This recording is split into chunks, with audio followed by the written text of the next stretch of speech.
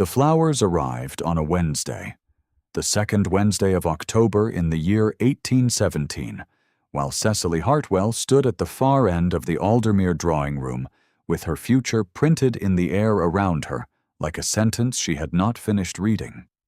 She had not been the one to open the bouquet. Mrs. Aldermere, the mother of the man Cecily was to marry in 11 days, had done that with the deliberate pleasure of a woman who believed all things in this house belonged to her arrangement. The silk ribbon had been lifted, the wrapping paper set aside, and 11 ivory roses fanned across the writing table beside the window where the morning light fell. A small card was tucked among the stems. Mrs. Aldermere had lifted it first, read it, and set it down without expression, which was itself an expression Cecily had learned to parse in the 3 months she had lived beneath this roof. Cecily had crossed the room quietly. She had retrieved the card with both hands, because her hands sometimes shook now, and she had trained herself to disguise it by using both. She read it twice. The handwriting was cramped, the letters pressed hard into the paper, as though the writer had feared the words might escape if held lightly. There was no signature. There was only the sentence, 6 words in 2 parts, and the ink still dark enough that it might have been written that morning. "Do not marry him," it said. "He killed your father." She set the card down. Mrs. Aldermere had not turned from the window, where she stood with her shoulders arranged into a posture of composure that Cecily now recognized as its own kind of attention. Whatever the note said, she had already read it. Whatever the note knew, she had chosen her response. Cecily folded her hands in her lap and said nothing. She was 23 years old, and she had been trained by grief and by poverty to notice what other people did not wish to be noticed. She noticed that Mrs. Aldermere did not ask what the card said. If you have ever stood in a room where the air has changed, and no one will acknowledge the change, you understand something of what she carried with her when she left that drawing room and walked to her own small chamber at the end of the east wing, where her maid's apron hung on the back of the door, and the single candle on the writing table had burned down to its last inch. Something had begun. She did not yet know what it would cost her to finish it. She sat at the table for a long time, the card before her, and thought about her father. George Hartwell had died in the spring of 1815, 2 years and 5 months before the ivory roses arrived. He had died of what the surgeon called an apoplexy, sudden and without warning, in his study at Hartwell Park in the early hours of a March morning. He was 51 years old, and had been, by every measure Cecily could name, a man in ordinary health. He had been writing letters.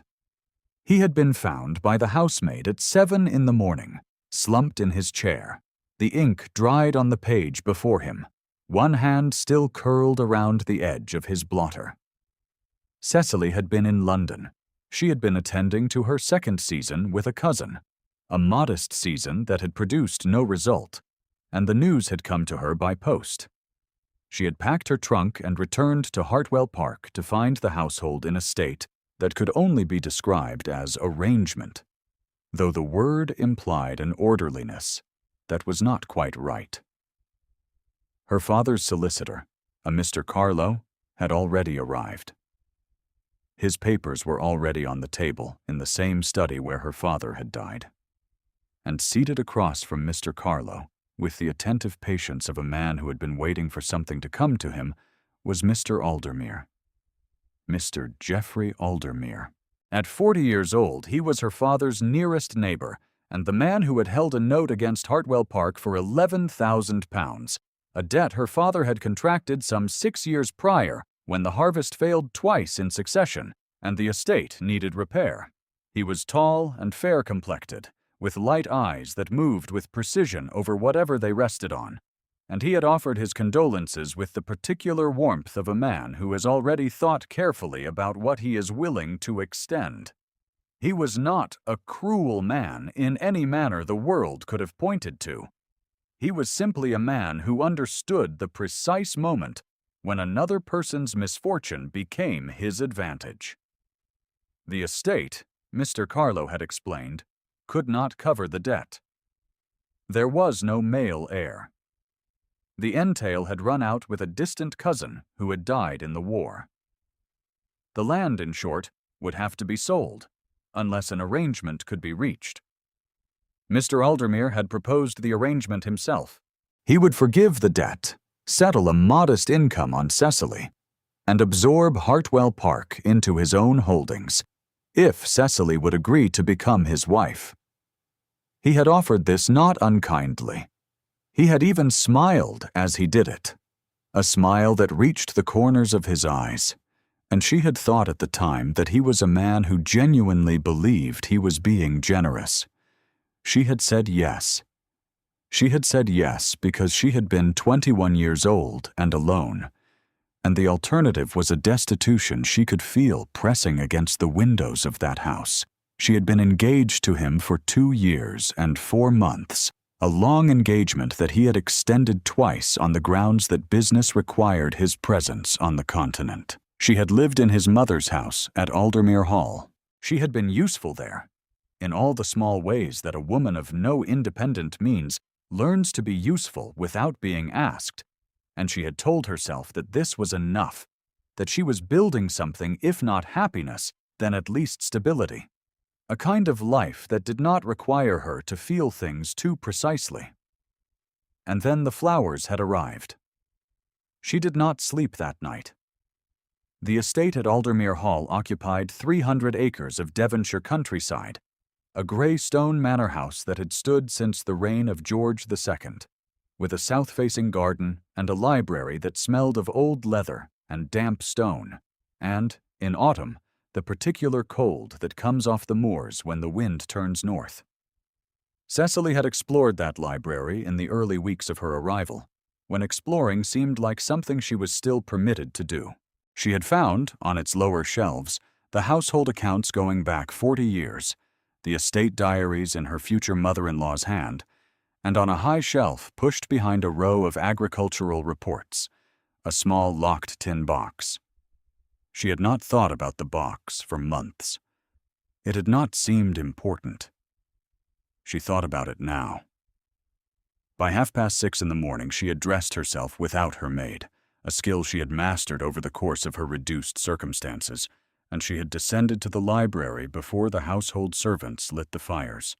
The room smelled of cold ash. The curtains were still drawn, and she moved by the grey light that came through the gaps, running her fingers along the lower shelves until she found the agricultural reports, and then reaching behind them until her hand closed on the tin.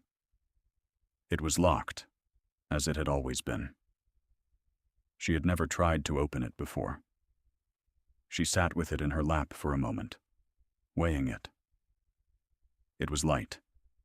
It held papers or letters, not coin or jewelry.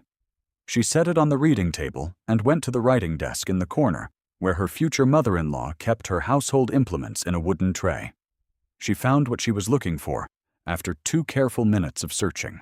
A small hairpin of the sort that Mrs. Aldermere wore in formal settings, fine enough in its workings to serve a secondary purpose if one knew what one was doing. Cecily's mother had been a practical woman. Cecily had learned certain things. The lock gave on the 3rd attempt.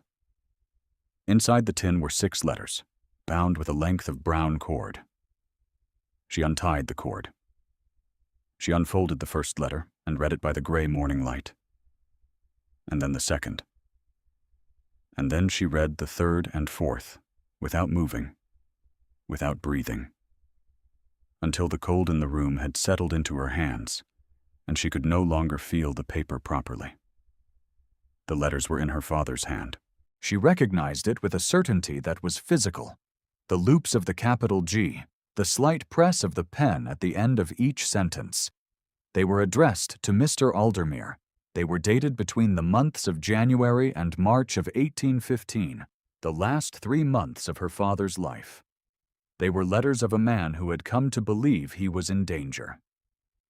He had written in the measured language of a man who chose his words carefully because he was afraid of what would happen to them if they fell into the wrong hands.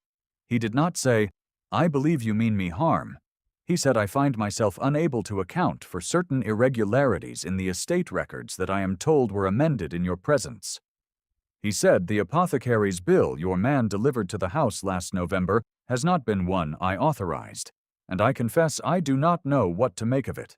He said, in the last letter, dated the 17th of March, I am writing this as a record only, and entrusting it to a party I will not name. If something should happen to me, I ask only that my daughter be found and told.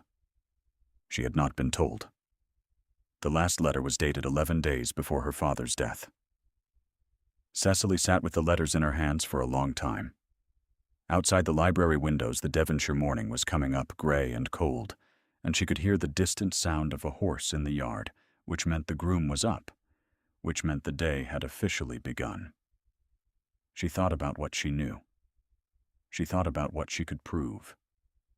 She thought about the card in the ivory roses, and she wondered who had sent it, and how they had known, and whether they were someone who would be believed. She put the letters back in the tin. She did not lock it again, because she intended to return for them, and she did not wish to use the hairpin a second time and risk bending it past use. She replaced the tin behind the agricultural reports and went upstairs to make herself look like a woman who had slept. At breakfast, Mrs. Aldermere examined her over the rim of her teacup with the careful precision of a woman taking inventory, and said, "You look tired, Miss Hartwell. Perhaps the autumn air does not suit you." "I slept poorly," Cecily said. "A bride's nerves," said Mrs. Aldermere, and set down her cup. Geoffrey Aldermere was not at breakfast. He was, she was told, riding. He rode every morning in autumn, a habit so established that his absence from the morning table was itself a form of presence, the shape of him implied by the empty chair, the untouched setting, the steam that rose from the covered dish his man had prepared, and which would wait until 9:30. He returned at 20 minutes past 9. Cecily watched him come through the morning room door with the precise, quiet attention she had trained herself to apply to everything about him since the card arrived, searching for what she had not previously thought to look for. He was still in his riding coat, his fair hair wine-disordered, his color high from the cold air. He was not a man whose face gave much away. She had thought, in the early months, that this made him a man of control. She understood now that it made him a man of practice. "You are up early," he said, settling into his chair. "I often am," she said. He smiled at her. The smile was warm and arrived in the correct places, at the corners of his eyes, at the line of his mouth. She had spent 2 years reading it as a sign of his good nature. She was reading it differently now. She said nothing more. She ate her toast. She excused herself. The problem, she thought as she climbed the stairs to her chamber, was that 6 letters in a tin box did not constitute a proof that anyone with authority would be compelled to act on. Her father had written about irregularities. He had written about an unauthorized apothecary's bill. He had written that he feared something without ever naming what he feared. A solicitor, a magistrate, even a sympathetic peer reviewing those letters would find in them the anxieties of a man who had been unwell and prone to dark imaginings, not the evidence of a calculated design. She needed more than the letters. She needed the person who had sent the card in the roses. She needed to know what they knew, and why they had waited until 11 days before her wedding to tell her. There are moments in a life when you understand that you have been moving slowly toward a confrontation that you did not choose and cannot avoid, and that the only question remaining is whether you will arrive at it with enough of yourself intact to be useful. Cecily had been arriving at this moment for 2 years without knowing it. She felt now, sitting on the edge of her narrow bed in the east wing with her hands folded in her lap. the peculiar stillness that comes just before a decision is made. She had always acted from her values.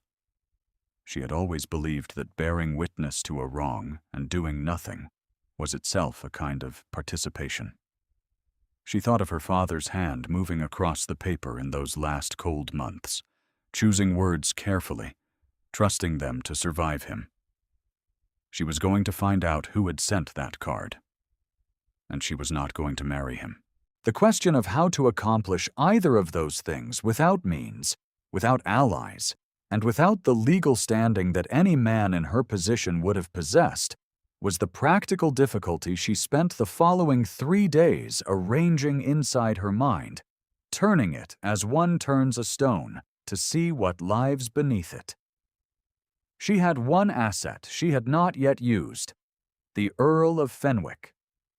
Robert Darnley, the Earl of Fenwick, held the neighboring estate to the east of Aldermere, a property of some 450 acres that bordered Hartwell Park at its northern edge. He was 36 years old, she knew by general county report, though she had met him only twice since coming to live at Aldermere Hall. Once at a harvest dinner the previous autumn, and once at a church service in September, during which he had stood 2 pews ahead of her and departed before she could be introduced. He was the kind of man the county talked about in a particular register, the one reserved for people whose qualities it could see but could not quite account for. He was not sociable. He was not sought after in the usual social sense, not invited to the assemblies, not much seen at the smaller gatherings. He had been in the war, she knew, had come home in 1813, and had not since left Devonshire except on estate business. He managed his own land with a directness that his steward and tenants apparently respected. He had a reputation for fairness and for silence, which the county treated as qualities adjacent to coldness, but which Cecily, who had spent 2 years studying the difference, knew were not the same thing. He was, in the particular arithmetic of her situation, the only person within reach whose rank was sufficient to make an accusation credible if he chose to make one. She did not know if he would choose to. She did not know what he knew, or whether he knew anything. She knew only that he had a specific quality of attention. She had noticed both times she had encountered him, a stillness that did not belong to indifference, that registered what was around him without advertising the fact of its registration. At the harvest dinner the previous year, he had stood at the edge of the room with a glass he did not drink from, and she had watched, without appearing to watch, as his gaze moved methodically across the assembled company and stopped, for 3 full seconds, on Aldermere. She had not known what that meant at the time. She thought she might know now. She wrote him a letter. She wrote it in the most careful language she possessed, the language of a woman who understood that the wrong word addressed to the wrong person could make everything worse. She did not name the card in the roses. She did not name the letters in the tin.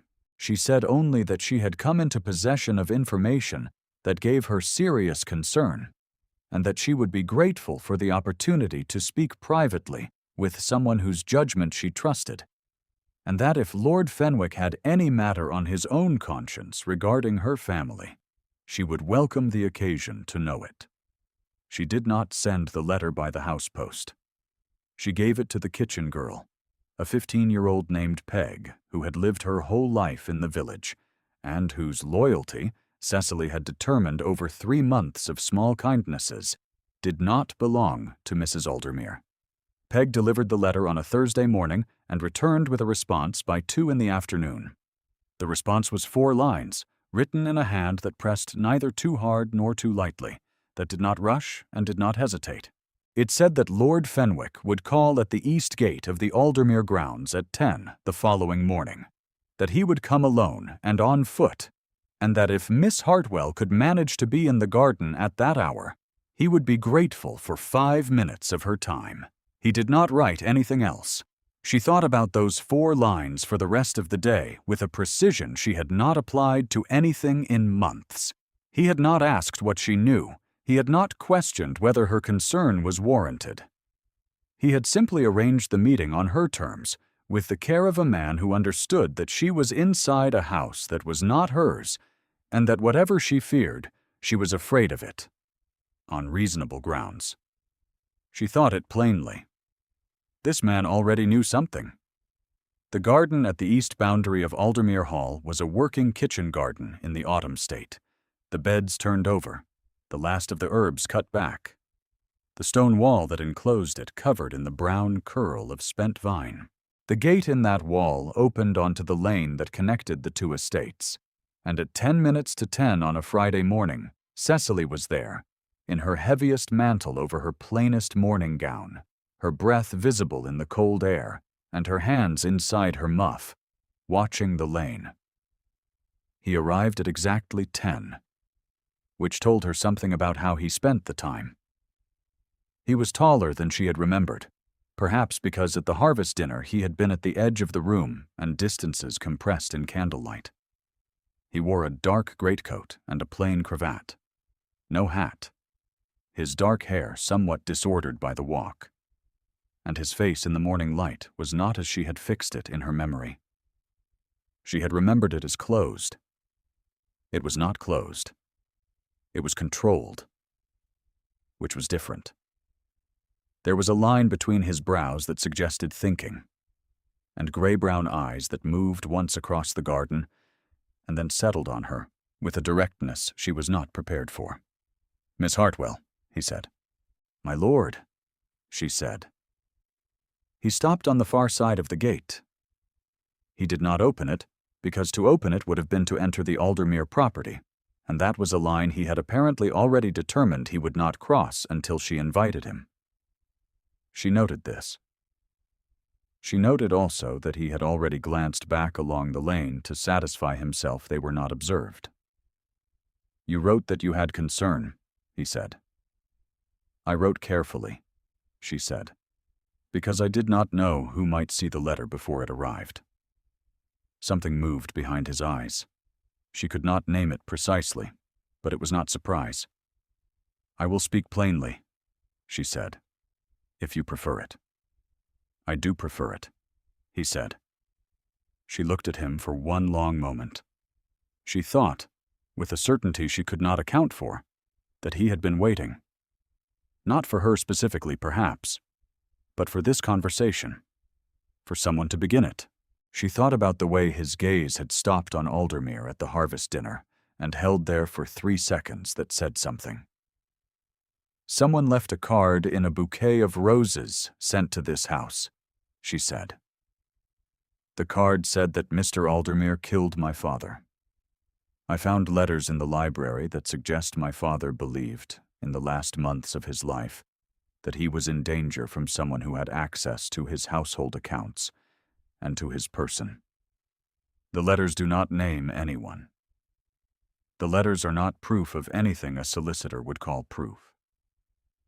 I have 11 days before I am to marry Mr. Aldermere, and I am standing in a cold garden asking for your help, because I do not know who else to ask, and because I believe, for reasons I cannot yet fully articulate, that you know something I do not." She stopped. The air between them held the quiet. "I sent the card," he said. She had suspected it. Hearing it still required a moment. She breathed through her nose and kept her hands inside her muff and did not look away from him. "Tell me what you know," she said. He told her. It was not a brief account, and he gave it with the measured efficiency of a man who had lived with it for long enough that he knew which parts were central and which were elaboration. He had come home from the peninsula in 1813. He had found his estate in order, but his neighboring affairs considerably changed.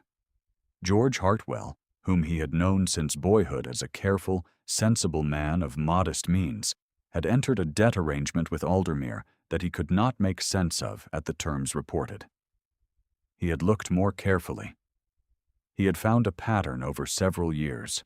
Debts had been pressed at unusual moments, an apothecary who served Aldermere's household and had visited Hartwell Park on 3 occasions in the winter of 1814 through 15 on bills that Hartwell had apparently not known about. A steward on Hartwell's property who had resigned his position without stated reason. In January of 1815, and who, when he had eventually found him in a village outside Bristol, had told him a careful, quiet story about records that did not agree. And a man who had access to the house that the servants did not question. Because he was the creditor, and creditors may go where they like. "I have the steward's account in writing," he said. "I have the apothecary's records, which I obtained through a connection in Bristol who does not know what they were for. I have a statement from a servant who left the Hartwell household 6 weeks before your father died, a young woman named Mary Torrant, who saw Aldermere in the study on a morning your father had told the household he would be away." Cecily was very still. "Why have you not done anything with any of this?" she said. It was not quite a question. "Because until your father's death could be established as unnatural rather than simply convenient, a solicitor acting for a neighbor rather than for a family member could not compel a formal inquiry," he said. "And because you, Miss Hartwell, are the only one who could compel it, and I did not know how to come to you inside that house without Aldermere knowing and acting against you before I could do anything useful." She understood. The logic of it was sound, and also terrible. "And the card in the roses," she said. "I needed you to be looking," he said. "I needed you to know that what you might find was worth finding." This is the moment when another kind of story would have something easier to rest on, a confession already complete, a villain already contained. Cecily Hartwell had no such ease available to her. What she had was a steward's written account, an apothecary's records, a servant's statement, and 6 letters in a tin box that she had already decided were leaving this house in her possession at the earliest opportunity. None of it was enough alone. Together, in front of a magistrate, with a peer of the realm prepared to stand and speak to its provenance, it might be enough. The 11 days became 8, and then 5. She did not tell Mrs. Aldermere that she was unwell. She simply began to perform a version of the anxiety expected of a bride, the occasional pale look, the shortened appetite, the early retirements to her chamber that allowed her 2 hours each evening to read, to organize, to write a fair copy of everything she knew in an order that a magistrate could follow, and to transfer the tin box from the library shelf to the lining of her largest trunk, which no one opened because it was packed and waiting. And the act of opening another woman's packed trunk would have been, in this household, a step even Mrs. Aldermere would not take. She met with him 4 more times in the kitchen garden by the east gate. He came each time at the hour she named, and he brought new information twice. Once a further letter from the steward confirming a specific date, and separately the name of the county magistrate, Sir Philip Ware, who had served with Robert's father, and who was, Robert said, a man of serious principle and considerable stubbornness, which were not qualities the county generally listed in Sir Philip's favor, but which Cecily found, under the circumstances, greatly encouraging. On the 4th morning, standing at the gate with the Devonshire sky behind him, the particular color of pewter that precedes the first real cold, he said, "You should know that this may not succeed. The evidence is circumstantial where it is not testimony, and testimony can be argued against." "I know," she said, "and that even if it succeeds in preventing the marriage, it may not succeed in securing any legal consequence for him."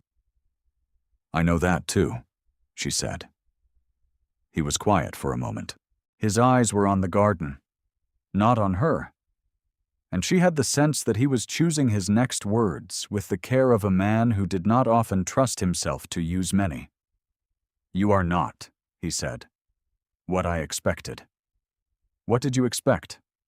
"Someone who needed more encouragement," he said. which was the closest thing to a compliment she had received in 2 years, and she felt it arrive in the quiet way of things that land precisely. On the morning of the 6th day before the wedding, Cecily went to Mrs. Aldermere before breakfast and said that she had urgent personal matters to attend to in the village and would require the small carriage for the morning. Mrs. Aldermere said that Geoffrey could accompany her, and Cecily said that she preferred to go alone. And the silence that followed that exchange was the loudest thing that had happened in the Aldermere drawing-room in all the months she had lived there. She went alone. She did not go to the village. She went to the house of Sir Philip Ware, which was 3 miles east on the high road, a modest Jacobean property with a steward at the gate who showed her in without comment when she gave her name, and where she sat in a study lined with county records and waited 17 minutes before the magistrate himself appeared, a man of 60 with a military bearing and no patience for preamble, which she recognized immediately as the most favorable possible quality in a man being asked to hear an account of what she believed had happened to her father. She laid the letters on his table. She laid the fair copy of everything she had organized across the past week beside them. She told him, in as level a voice as she could manage, what had been told to her and what she had found for herself. And she named Lord Fenwick as the source of the corroborating evidence and invited him to confirm it directly. Sir Philip Ware read in silence. He turned pages. He asked 2 questions, specific and procedural. He read the letters again. Then he looked up at her and said, "You came here alone?" "Yes," she said. "Before telling the man you are engaged to?" "Yes." He studied her for another moment with the expression of a man recalibrating something. "I will require Lord Fenwick present," he said, "and the steward and the servant in writing. If what you have brought me holds, Miss Hartwell, I will issue a notice of inquiry within the week." Within the week was 5 days. The wedding was 6 days away. She said, "Thank you, Sir Philip." She was back at Aldermere Hall by noon. She did not tell him what she had done. She sat across the dinner table from him that evening and listened to him speak about the house they would occupy in Bath after the wedding, a property he had already furnished, the rooms he had already assigned, the arrangements he had already made for the life she was to fit herself into. And she kept her hand still in her lap, and her face arranged in the expression of a woman with ordinary concerns. He said, as he often did at the end of the meal, "You are quiet tonight." "I am tired," she said, which was true. "You will rest better when this week is behind us," he said, with the warm, measuring smile. She said, "I expect I shall," and excused herself. 3 days before the wedding, Sir Philip Ware issued his notice. It came by official post to Aldermere Hall on a Tuesday morning, addressed to Mr. Aldermere, and Cecily was in the hallway when it arrived, because she had placed herself there at the hour the post came each day for the past 4 days. She watched the footman carry it to the morning room. She did not follow. She went upstairs to her chamber and sat in the chair by the window and waited. She had perhaps an hour before the shape of things changed.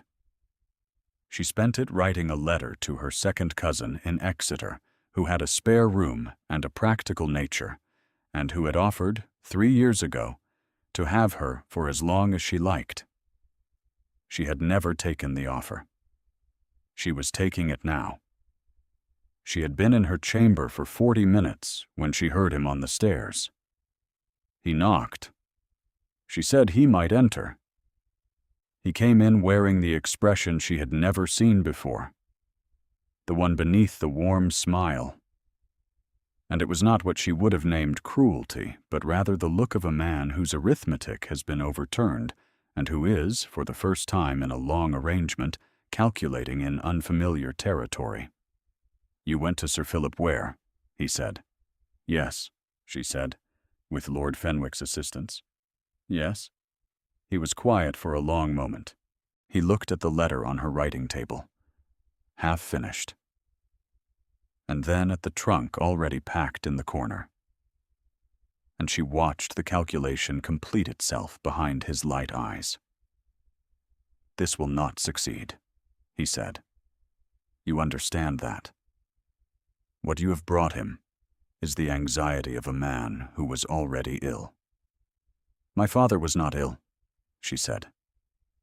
It was the first time she had said it plainly, without any of the careful language, and she felt the truth of it in her chest, like something finely set down that had been heavy for 2 years.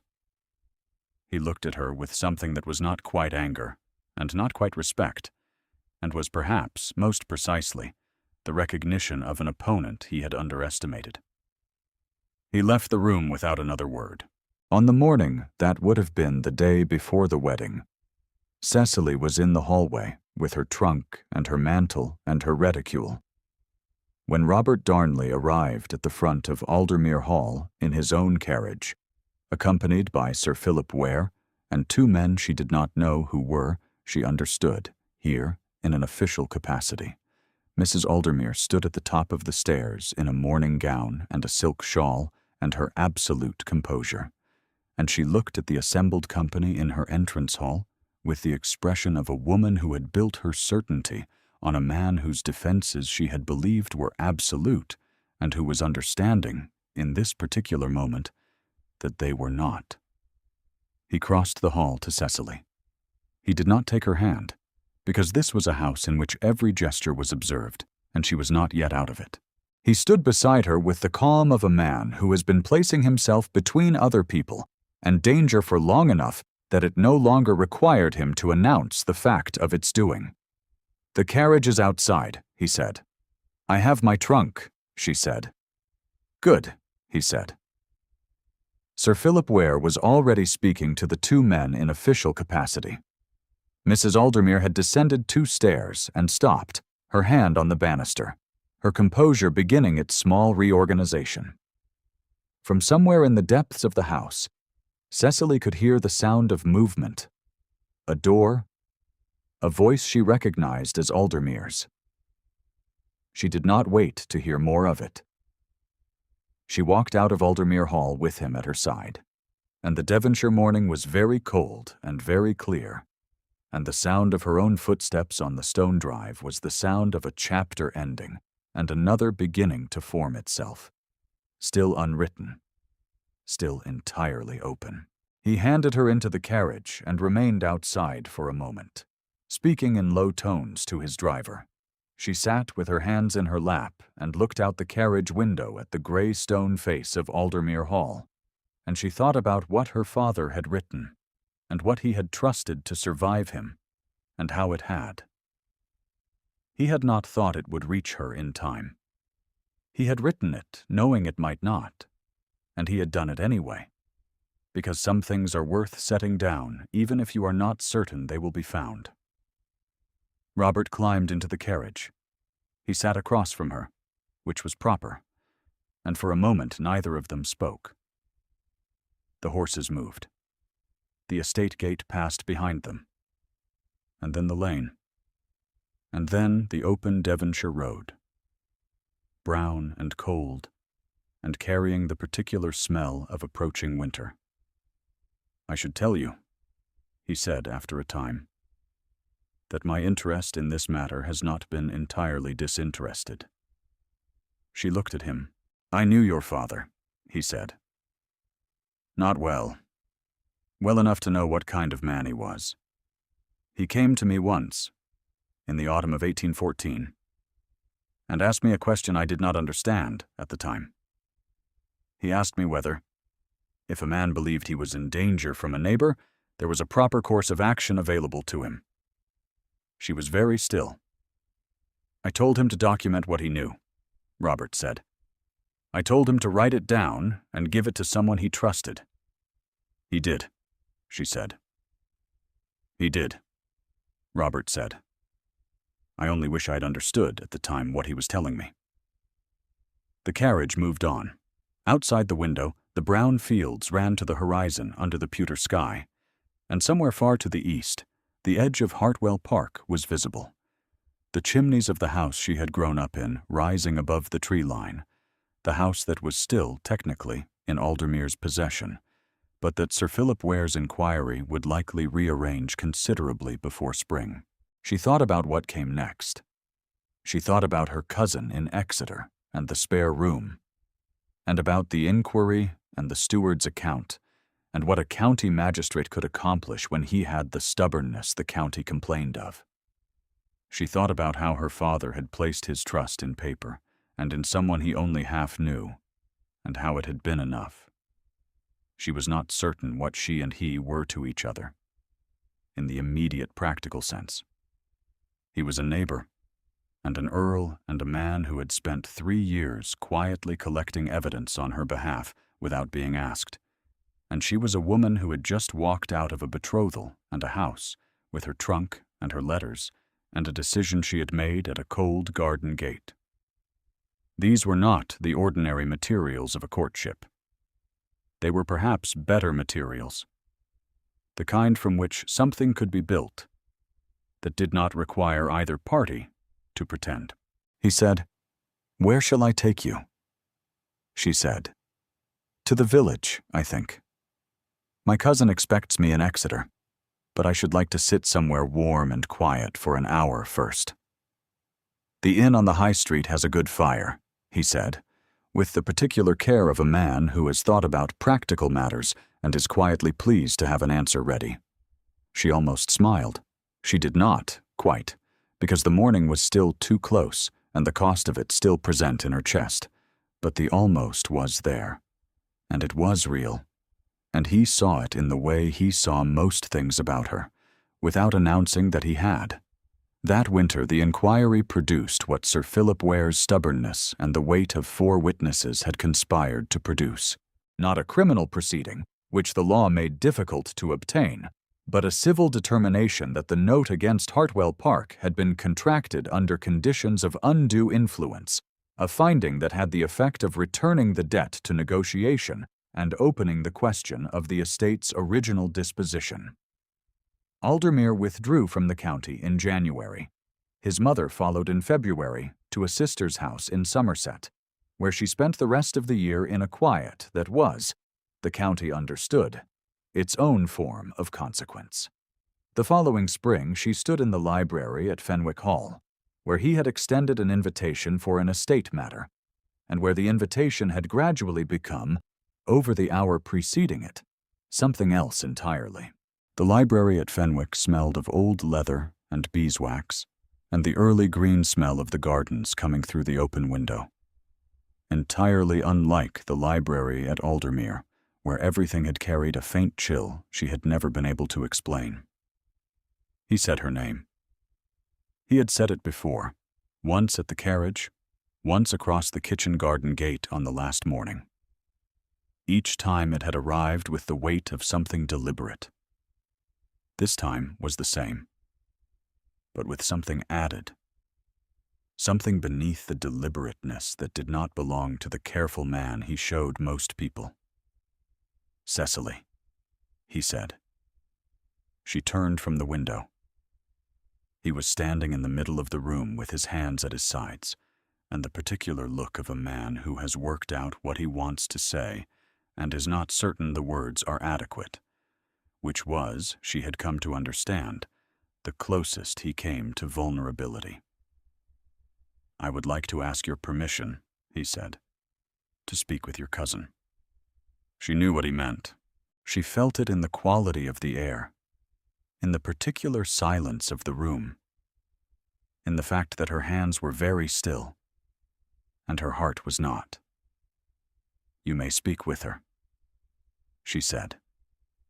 He crossed the room to her then, 3 unhurried steps, and stood close enough that she could see the line between his brows and the gray-brown of his eyes, and the way his breath had gone very controlled, in the way of a man keeping himself level at precisely the moment when level was an effort.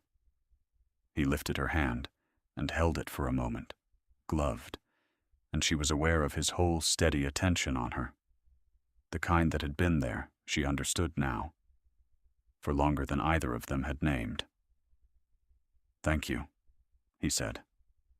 She looked up at him and thought about her father's hand on a page in a cold study, and a tin box on a library shelf, and a card tucked into ivory roses, and every small, ordinary act of trust that had made this moment possible.